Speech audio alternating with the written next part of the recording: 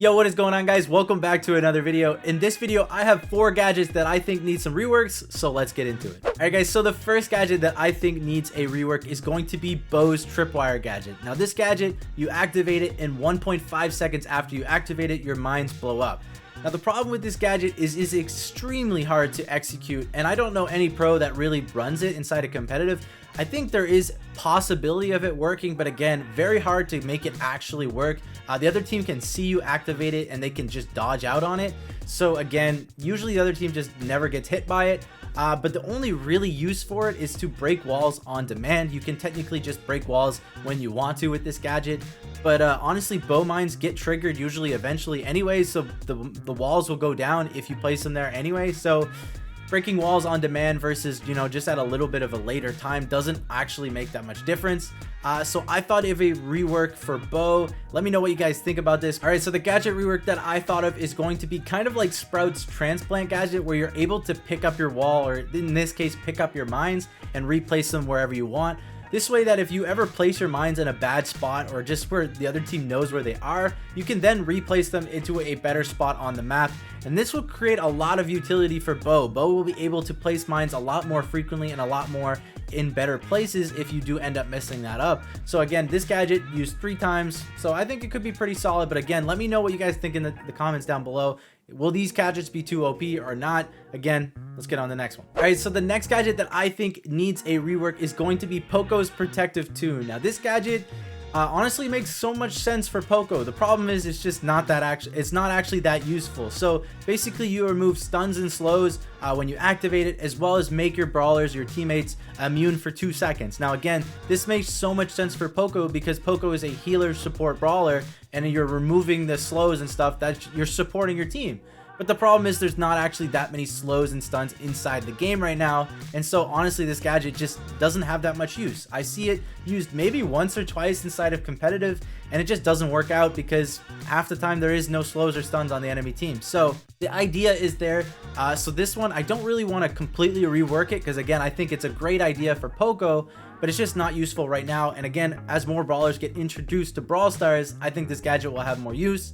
So instead of completely changing it, I think just increasing it to 5 seconds immunity after you use the gadget could go a long way in helping score, like, maybe a goal in Brawl Ball where you activate it and your team's able to walk it in better or something along those lines. Another tweak you could make to the gadget would be to make the range unlimited. That way, if you died and you're respawning on the map, you could still remove the slows and stuns of your teammates across the entire map. And I think this would create, again, more utility for the gadget, maybe making it a little better inside the game. And I don't think this will make it OP, again, because there's not enough slows and stuns. But maybe it's more useful. Maybe you'll see it inside a competitive. Let me know what you guys think about this change, but let's get on to the next one. All right, so the next gadget I think needs a rework is going to be B's Rattle Hive gadget. Now this gadget used to be absolutely OP. It was the gadget run every single time, and it honestly controlled the meta at one point. It was just so good. But now it's just kind of fallen off and it's not that useful. And I think B's other gadget, I think it's called Honeypot, correct me if I'm wrong, but I think this gadget is very, very useful. It's used in 1v1 scenarios at long range where you can use it to tank like a Piper shot or something, as well as you can place it behind walls, slowing enemy and controlling an area. So again, this is a very strong defensive gadget for B. And then on the other hand, you have B's aggressive gadget just doesn't do that much. So I want to rework it a little bit. I want to make it, I still want to make an aggressive gadget, again, having one defensive and one aggressive. My suggested rework for B's Rattle Hive gadget is going to be to make the next shot, B's next shot, slow the enemy for 1 second. Now this gadget is going to be a little bit hard to execute. You have to be accurate with your shots, and that way if you do hit your shot, your next shot should be a lot easier to hit because you did slow them. So maybe you can even auto aim that shot. I don't know, but I like the idea of having, aggressive and defensive gadget. And in this case, I think it again rewards the players that are very accurate. So I like the idea. Again, this could be really OP though, so I don't know. Again, let me know. Comments down below. All right, so the last gadget that I think needs a rework is going to be Ruffs Air Support gadget.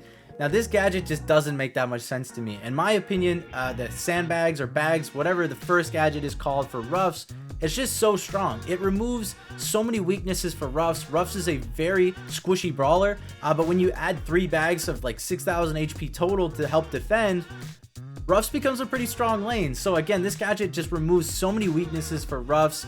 He becomes a solid lane option.